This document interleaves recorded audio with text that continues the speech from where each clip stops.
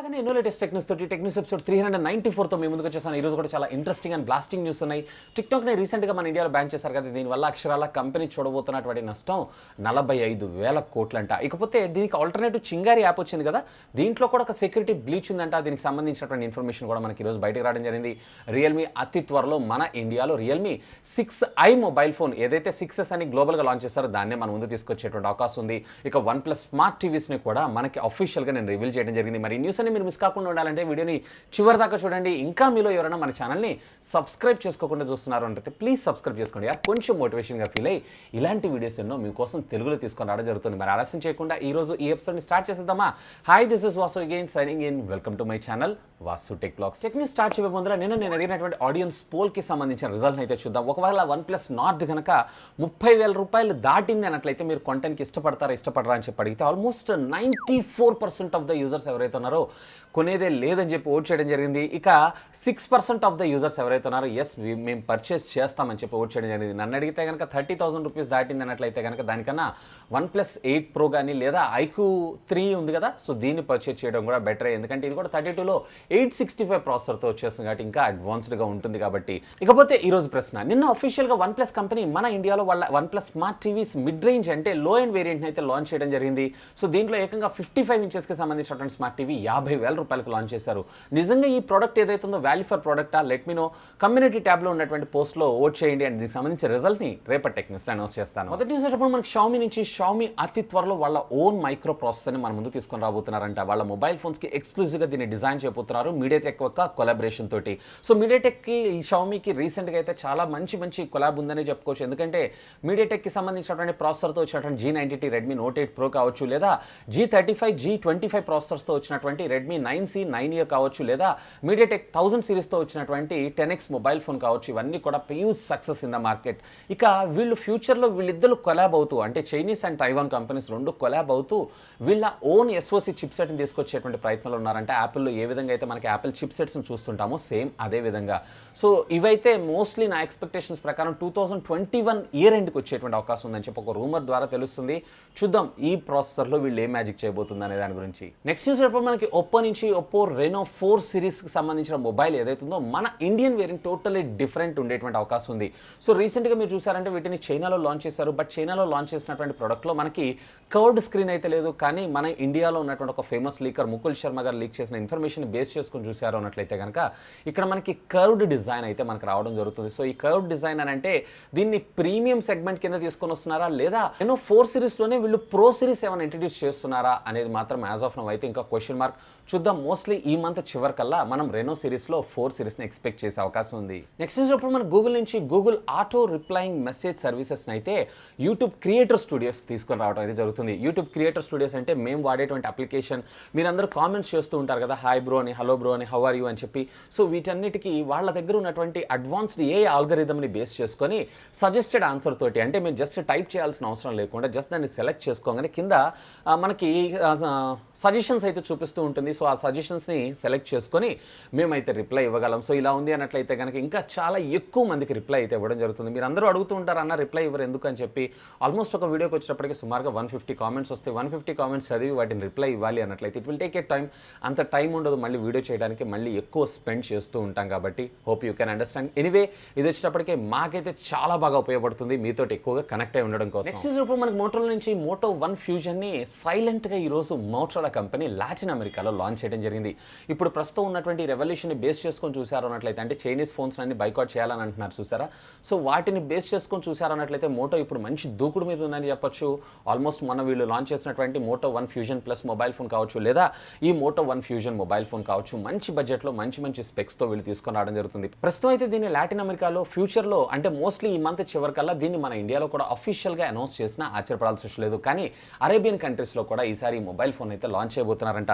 ఇక దీని కాన్ఫిగరేషన్ విషయానికి వచ్చారంటే Qualcomm Snapdragonకి సంబంధించినటువంటి 710 SoC చిప్సెట్తో 6.5 ఇంచెస్కి సంబంధించినటువంటి full HD plus IPS display తోటి, రేర్ వచ్చేటప్పటికే quad camera lens setup, front వచ్చేటప్పటికే single camera lens setup, 4GB of RAM, 64GB of internal storage మెమరీతో పాటు 5000 mAh ఆఫ్ ద బ్యాటరీతో పాటుగా 15 వాట్స్కి సంబంధించిన సంబంధించినటువంటి ఫాస్ట్ ఛార్జింగ్ టెక్నాలజీని కూడా మనకు ప్రొవైడ్ చేస్తారు. దీంట్లో ఎటువంటి పాపప్ కెమెరా ఉండదు. ఇందులో వాటర్ డ్యూడాప్ నాచ్తో మనకి ఇది రావటం మరొక విశేషం. అండ్ దీని ప్రైస్ కూడా సుమారుగా అక్కడ లాంచ్ చేసిన ప్రైస్తో చూసారు అన్నట్లయితే 18,600 రూపాయలకు లాంచ్ చేస్తారు. మేబీ మన ఇండియాలో దీన్ని సుమారుగా 17,000 లేదన్నట్లయితే కనుక 15,000 నుంచి 17,000 రూపాయల మధ్యలో వచ్చే అవకాశం ఉందని నేను అనుకుంటున్నాను.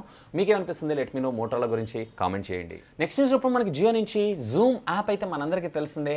సో ఆల్మోస్ట్ మనకి లాక్డౌన్లో మనకి ఎక్కువగా ఈ యాప్ని యూస్ చేస్తున్నాము. కాన్స్ కానీ లేదన్నట్లయితే కనుక మీటింగ్స్ కానీ. ఇక వీటిని దృష్టిలో పెట్టుకొని మన ఇండియన్ కంపెనీ అయినటువంటి జియో ఏదైతే ఉందో ఒక యాప్ని అయితే డిజైన్ చేసింది, JioMeet అనేటువంటి పేరుతో. కాకపోతే ఇక్కడ మీరు చూసారన్నట్లయితే ఇది వచ్చేటప్పటికి ఇప్పటిదాకా కూడా మనకి బీటా వెర్షన్లో రావడం జరిగింది. అఫీషియల్గా ఈ రోజు దీన్ని స్టేబుల్ వెర్షన్ని రోల్ అవుట్ చేయడం అయితే జరిగింది. సో ఇప్పటి నుంచి మీరు దీన్ని స్టేబుల్గా యూస్ చేసుకోవచ్చు. అఫ్కోర్స్ మీకు యాప్ స్టోర్లో అలాగే ప్లే స్టోర్లో కూడా దీని యాప్ అయితే దొరుకుతుంది. అట్ ఏ టైం మీకు జూమ్లో మాదిరిగానే దీంట్లో 100+ పార్టిసిపెంట్స్ని యాడ్ చేసుకుని ఒకటేసారి కాల్ లేదా వీడియో కాల్ అయితే మాట్లాడుకోవచ్చు. సో చైనీస్ యాప్ని బైకాట్ అని అంటున్నారు కాబట్టి ఆల్టర్నేటివ్ యాప్స్ గురించి చూస్తున్నారు అన్నట్లయితే have a look on. Next రూపం మనకి బైట్ డాన్స్ నుంచి. బైట్ డాన్స్ మీ అందరికీ తెలిసి ఉంటుంది. ఎస్, టిక్టాక్కి సంబంధించినటువంటి పేరెంట్ కంపెనీ అఫీషియల్గా దీన్ని మన ఇండియాలో బ్యాన్ చేయటం వల్ల అక్షరాల 45,000 కోట్ల నష్టాన్ని చవి చూసేటువంటి అవకాశం ఉందని చెప్పి ప్రముఖ దినపత్రిక సంస్థ గ్లోబల్ టైమ్స్ పేర్కొనడం అయితే జరిగింది. సో ఇక్కడ మీరు చూసారన్నట్లయితే ఇది వార్షిక ఆదాయం అంటే అప్రాక్సిమేట్లీ 45,000 కోట్లు మనం యాప్ వాడటం వల్ల టిక్టాక్ వచ్చేటువంటి లాభం అంట. And at the same time దీనికి సంబంధించినటువంటి ఆల్టర్నేటివ్ యాప్స్ ఏవైతే ఇప్పుడు ప్రస్తుతం మనం చింగారి చూస్తున్నాం కదా.